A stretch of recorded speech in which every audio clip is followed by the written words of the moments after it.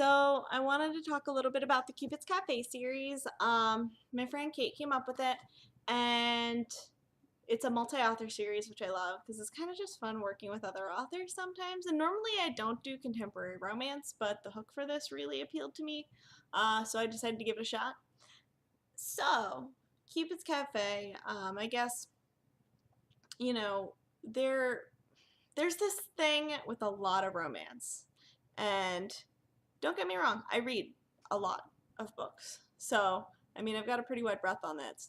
But, like, a lot of times you see, there's guys with a tortured past and they've been through abuse and things like that. And women might have, like, similar issues, but you don't often see mental illness get a spotlight or, chronic illness or very real things that people just deal with.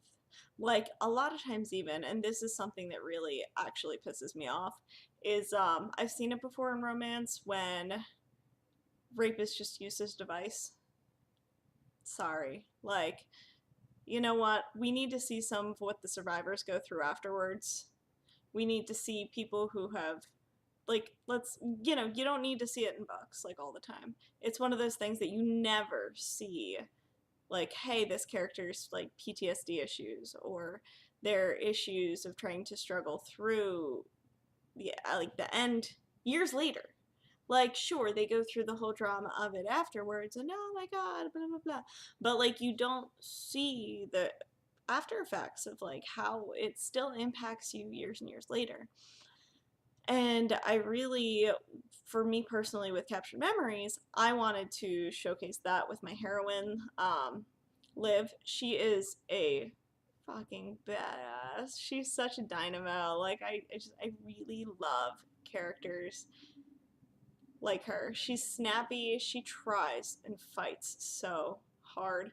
And I mean, like, Zane's character was really sweet too because I wanted to tackle a different type of behavior thing like addiction. Um, he's a recovering alcoholic, and again, like, you usually see alcoholism as like the bad guy. You know what I mean? You see and don't get me wrong, there are plenty of like situations where people have been impacted by this, but I also, again, it's all about representation, and I wanted to honor the people I know who go through this stuff and make it out on the other end or are fighting every day just against these addictions, against these past traumas that have been done to them.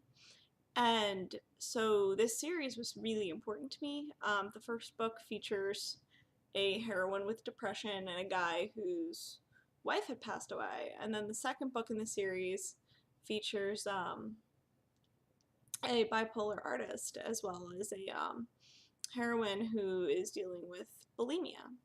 So with Liv and Zane's story, I mean, it's really intense. But man, by the end, I really wanted to write them a fucking happy ending. I'm like, you guys have been through horrible, horrible things, you know? So honestly, I really love what this series is doing to try to spread awareness about other issues, and I already have another one I'm kind of percolating around in the works, because it's about time. We, characters have more issues than just a bad day or, oh no, I'm, a sheltered virgin girl that so inexperienced in love. I see that a lot. That's a pretty common trope. And I see some really great breakaways from that too, and I'm saying, let's keep rolling with this shit. Let's take it, keep moving, and rock it out, because I think everyone deserves happiness, and I think everyone deserves that representation and, to feel understood. I think that's very, very important and doesn't always happen. So with Cupid's Cafe, I feel like we're doing our part to bring awareness. So yeah, I hope you guys enjoy it.